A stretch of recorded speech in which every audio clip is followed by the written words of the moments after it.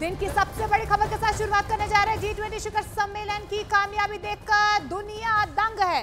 प्रधानमंत्री नरेंद्र मोदी के नेतृत्व में भारत ने इतिहास रच दिया। ये पहली बार है जब G20 की इतनी बड़ी सफलता दुनिया के सामने आई है। अब तक जितने भी G20 सम्मेलन हुए हैं, नई दिल्ली का सम्मेलन सबसे सफल साबित हुआ है। दुनिया भर की मीडिया इस कामयाबी की चर्चाएं कर रही है।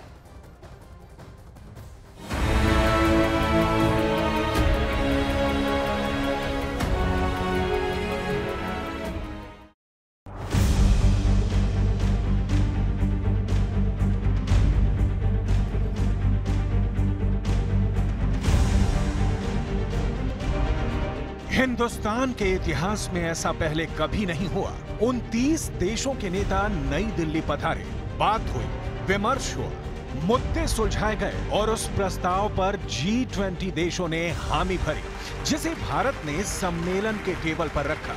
सफलता के जितने भी पैमाने तैयार कर लीजिए, नई दिल्ली का G20 सम्मेलन सारे पैमानों पर खरा उतरा। मैं G20 समिट के समापन की घोषणा करता हूं। One earth, one family, one future का रोड मैप सुखद हो। स्वस्ति अस्तु विश्वस्य, यानी संपूर्ण विश्व में आशा और शांति का संचार हो। 140 करोड़ भारतीयों की इसी मंगल कामना के साथ आप सभी का बहुत बहुत धन्यवाद।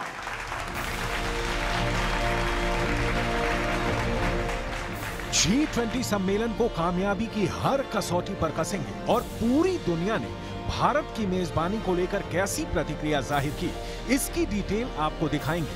लेकिन उसके पहले कुछ तस्वीरें देखनी बहुत जरूरी है। ये तस्वीरें भारतीय इतिहास के गोल्डन पेज पर सदा के लिए अंकित हो गई। G20 का केवल प्रधानमंत्री नरेंद्र मोदी ने ब्राजील के राष्ट्रपति लुला दा सिल्वा को सौंप दिया।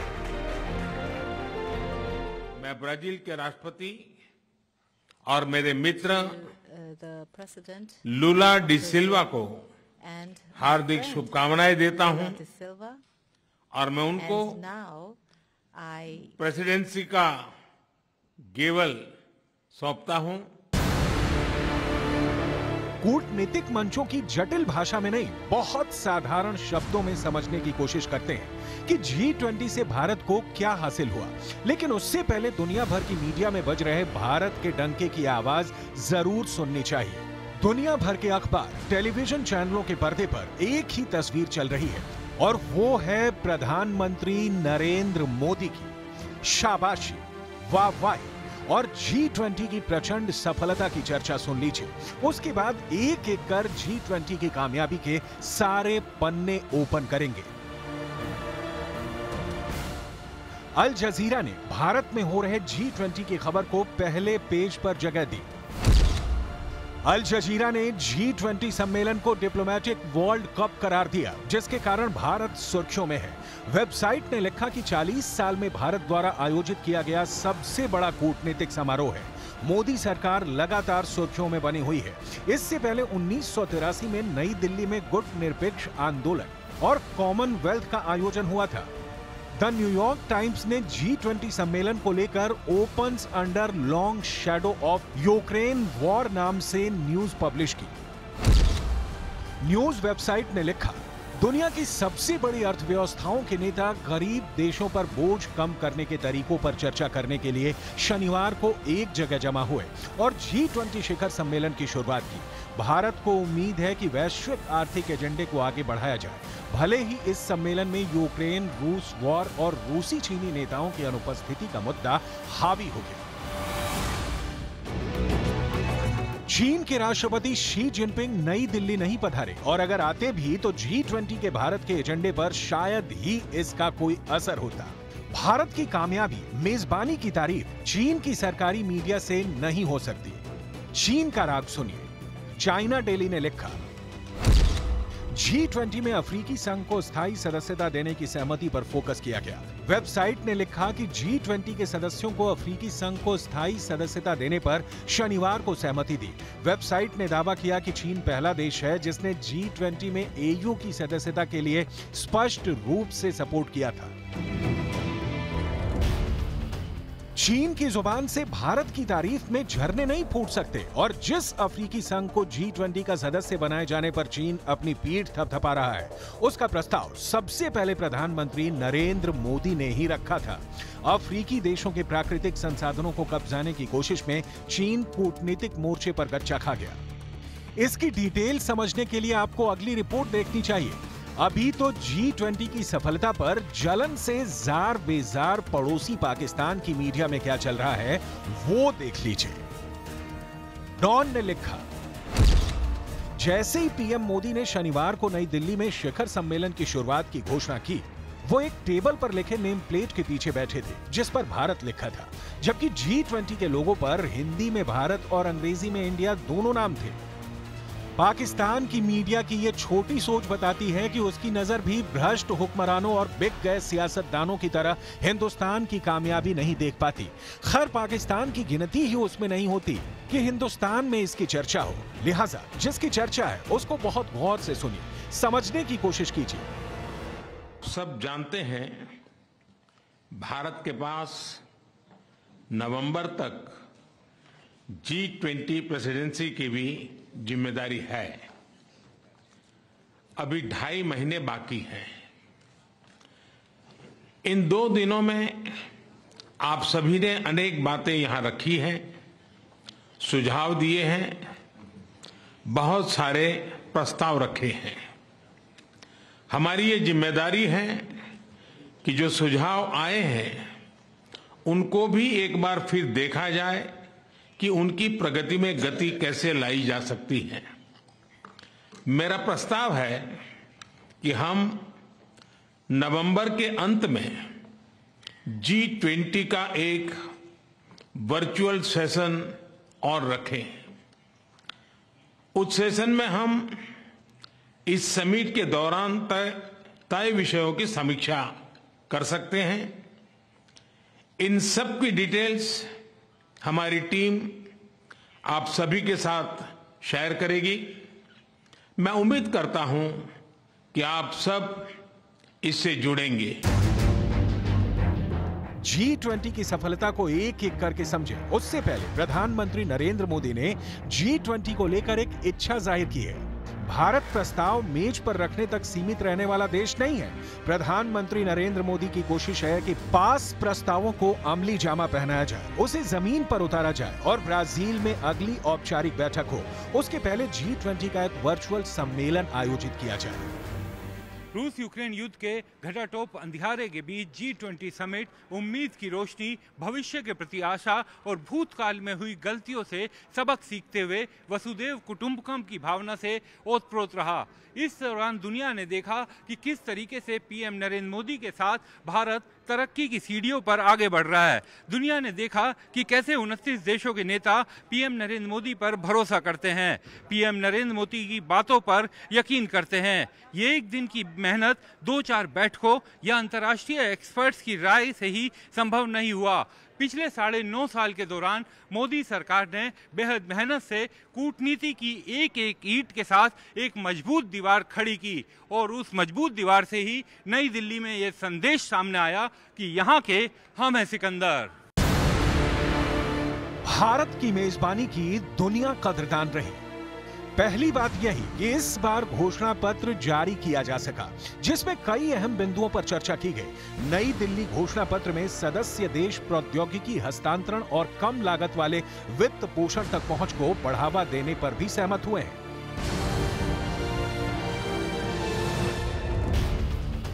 काम के लिहाज से नई दिल्ली में आयोजित G20 सम्मेलन सबसे सफल माना जा रहा है। पिछले साल इंडोनेशिया में हुए कामों की तुलना में भारत में ज्यादा काम हुए। इस साल कुल 112 कार्यों को अंतिम रूप दिया गया। इसके साथ ही पिछले साल की तुलना में ये करीब 2 गुना रहा। इस तरह भारत के 112 तो इंडोनेशिया में कुल 50 कार्य का ही समापन हुआ। इससे भी पहले इटली में 2021 में आयोजित G20 सम्मेलन में कुल 29 कार्य हुए थे। वहीं कोरोना वायरस संक्रमण के दौरान 2020 में सऊदी अरब में आयोजित G20 सम्मेलन में कुल 65 कार्य किए गए थे, जबकि 2019 में जापान में आयोजित G20 में सिर्फ 29 कार्य ही हुए थे। इसी तरह अर्जेंटीना में 2018 में 33 कार्य और 2017 में जर्मनी में आयोजित G20 में सिर्फ 22 कार्य ही किए गए थे। आंकड़े चीख कर नई दिल्ली में हुए G20 समिट की कहानी बयां कर रहे हैं। भारत में हुए G20 की बैठक में तकरीबन 65 मुद्दों पर चर्चा हुई, दिशा प्रगति की तरफ आगे बढ़ी। एस जयशंकर ने जिस तरह से G20 के बारे में कहा, वो मानो G20 की सफलता की एक पूरी किताब है। एस जयशंकर ने बाली में हुए G20 सम्मेलन के बारे में भी ये कहा कि बाली बाली है, नई दिल्ली नई दिल्ली। इस G20 के सम्मेलन में यूक्रेन युद्ध पर भी चर्चा हुई, लेकिन भारत ने तय मानकों के साथ सूझबूझ से इस पूरे मसले पर अपनी राय रखी, जिसको कि दुनिया के 60% आबादी वाले देशों के नेताओं ने मानी भी। इस समिट की सबसे बड़ी खासियत ये रही कि पहले दिन यानी 9 सितंबर को ही घोषणा पत्र जारी हुआ। दूसरी खासियत रही कि समिट पर रूस यूक्रेन विवाद का साया नहीं पड़ा। इसमें भारत ने यूक्रेन के मुद्दे पर रूस, चीन और अमेरिका तीनों को मना लिया। यूक्रेन के पक्षधरों को समझाया तो रूस और चीन को भी बताया कि जब दुनिया उम्मीद भरी नजरों से हम लोगों की तरफ देख रही है तो विवाद के विषयों पर गंभीरता से सोचने की आवश्यकता है। इसके साथ ही G20 में आर्थिक मोर्चे पर एक और बड़ी कामयाबी मिली, वो ये कि 2 आर्थिक गलियारों के बनाए जाने पर सहमति बनी। यहाँ G20 की टाइमलाइन जरूर देखनी चाहिए। 9 सितंबर को जब G20 शिखर सम्मेलन की शुरुआत हुई तो सुबह 10:30 बजे से दोपहर 1:30 बजे तक पहला सत्र वन अर्थ पर आयोजित किया गया। वन फैमिली पर दूसरा सत्र दोपहर 3 बजे से 4:45 बजे तक चला। शाम 7 बजे डिनर पर सभी राष्ट्राध्यक्ष मिले। डिनर पर दुनिया के नेताओं ने रात 8 बजे से 9:15 तक बातचीत की। रविवार को G20 सम्मेलन के आखिरी दिन वन फ्यूचर पर तीसरा सत्र सुबह 10 बजे से दोपहर 12:30 बजे तक आयोजित हुआ। इस सत्र के बाद G20 शिखर सम्मेलन समाप्त हो गया। G20 सम्मेलन के दौरान प्रधानमंत्री नरेंद्र मोदी की कई देशों के साथ द्विपक्षीय वार्ता हुई। 8 सितंबर यानी शुक्रवार को अमेरिका, बांग्लादेश और मॉरिशस के साथ द्विपक्षीय वार्ता हुई। 9 सितंबर यानी शनिवार को ब्रिटेन, जापान, जर्मनी, इटली से द्विपक्षीय वार्ता हुई। 10 सितंबर को कनाडा, तुर्की, यूएई और दक्षिण कोरिया से द्विपक्षीय वार्ता हुई। भारत में हुए G20 सम्मेलन में भारत को क्या हासिल हुआ? इसका जवाब सम्मेलन के पास प्रस्तावों तक सीमित नहीं है, इसका दूरगामी असर होना है। भारत कूटनीतिक मोर्चे पर वहां पहुंच गया है जहां अब उसकी आवाज सिर्फ सुनी नहीं जाएगी बल्कि फैसला लेने में शरीक की जाएगी। नई दिल्ली घोषणा पत्र में किन चीजों का जिक्र है, इस पर G20 के भारतीय शेरपा अमिताभ कांत ने सोशल मीडिया प्लेटफॉर्म X पर साझा किया। मजबूत, दीर्घकालिक, संतुलित और समावेशी विकास, सतत विकास लक्ष्यों पर आगे बढ़ने में तेजी, दीर्घकालिक भविष्य के लिए हरित विकास समझौता, 21वीं सदी के लिए बहुपक्षीय संस्थाएं, बहुपक्षवाद को पुनर्जीवित करना। So first of all, when we started India's presidency, the Prime Minister had said that India's presidency must be inclusive, it must be decisive, it must be ambitious, and it must be action-oriented. The New Delhi Leaders' Declaration has 83 paras in all. All 83 paras have 100% consensus across all countries. There are 8 paras on the geopolitical issue which is entitled Planet, People, Peace and Prosperity. All those 8 paras have 100% acceptance. G20 के माध्यम से भारत ने दुनिया के मंच पर अपना तिरंगा लहरा दिया है। दरअसल भारत की मेजबानी में G20 की तरफ से 3 बड़े फैसले लिए गए। पहला ये कि G20 की सदस्यता अफ्रीकी संघ को देना, और ये भारत के पहल पे की गई है जिसकी चाहत कभी चीन को भी थी। दूसरा, भारत और मध्य पूर्व के साथ यूरोप के कनेक्टिविटी कॉरिडोर की शुरुआत का ऐलान होना, और तीसरा ये कि यूक्रेन जैसे मसलों के अलावा दूसरे मुद्दों पर भी G20 सम्मेलन में 100% सहमति का होना। thank Prime Minister Modi. Faithful to its principles, India did its utmost for its presidency of the G20 to serve unity and peace and send across a message. G20 summit में Bharat, America, UAE, Saudi अरब, Italy, France और Germany ने भी बड़ा ऐलान किया। इन देशों ने middle east से लेकर यूरोप तक कॉरिडोर बनाने का फैसला किया। इसे चीन के BRI का जवाब माना जा रहा है। ये कॉरिडोर भारत को सीधा जोड़ेगा, जिससे भारत का सामान मिडिल ईस्ट के जरिए सीधे यूरोप तक पहुंचेगा। पड़ोसी चीन जल गया है। पड़ोसी पाकिस्तान के कलेजे पर सांप लौट रहा है। भारत ने वो कर दिखाया है जिसकी चीन सोचता भर है, और पाकिस्तान तो आने वाले 200 सालों में कभी सोच भी नहीं पाएगा।